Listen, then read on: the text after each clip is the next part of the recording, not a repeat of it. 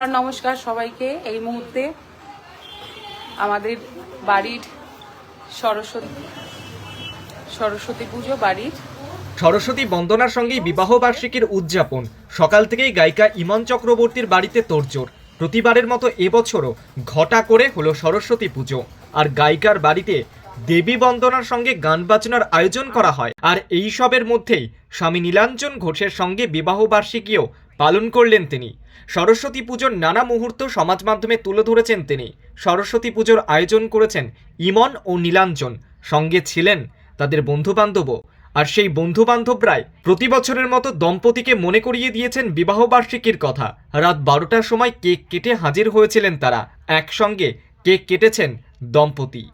সরস্বতী পুজো উপলক্ষে ইমনের বিশেষ সাজ এদিন নজর কেড়েছে অনুরাগীদের। ইমন নিজে পরেছিলেন হলুদ শাড়ি, লাল ব্লাউজ, তার সঙ্গে পরিপাটি করে চুল বাঁধা, কপালে লাল টিপ। ঠিক একই রঙের পাঞ্জাবি পরেছিলেন নীলাঞ্জনও। একেবারে হলুদ রঙে সেজে উঠেছিলেন নীলাঞ্জন। সব মিটলে নীলাঞ্জনের সঙ্গে একগুচ্ছ সোহাগীর ছবি ভাগ করে নিয়েছেন ইমন।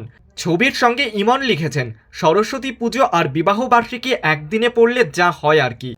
ইমন নীলাঞ্জনকে বিবাহ বার্ষিকীর শুভেচ্ছাও জানিয়েছেন অনুরাগীরা।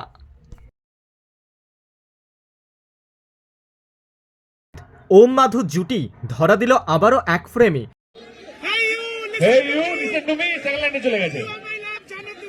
যা দেখে ব্লকবাস্টার সব স্মৃতির সাগরে ডুব দিলেন অনুরাগীরা। নিসপাল সিং রানের অফিস থেকে সরস্বতী পুজোর একগুচ্ছ ছবি শেয়ার করেছেন খাদান সুপারস্টার দেব। তবে অনুরাগীদের নজর কাড়ল হাসি মুখে দেব কোয়েলের ছবি দেখে। আর এক সময়কার সেই ব্লকবাস্টার জুটি এক ফ্রেমে দেখেই আবার জুটি বাঁধার আবদার জানিয়ে বসলেন অনুরাগীরা। ফের কবে একসঙ্গে দেখা যাবে দেব কোয়েলকে, কৌতূহল তুঙ্গে। একাংশ আবার নিসপাল সিং রানের সঙ্গে দেব কোয়েলকে দেখে মন্তব্য করেছেন, প্রযোজকও তো সঙ্গের রয়েছেন, আবার একটা হয়ে যাক পাগলু। প্রসঙ্গত বসন্ত পঞ্চমী উপলক্ষে সুরিন্দারের অফিসে এসেছিলেন রঞ্জিত মল্লিকও। প্রবীণ অভিনেতার সঙ্গে গল্পও জমিয়েছিলেন দেব।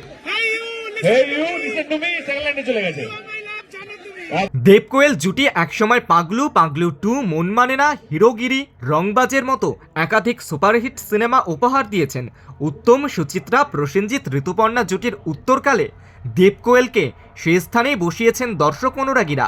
অনস্ক্রিন সে জুটির বন্ধুত্ব অফস্ক্রিনেও যে অটুট সরস্বতী পুজোর ফ্রেমে তা আবারও প্রমাণিত হলো।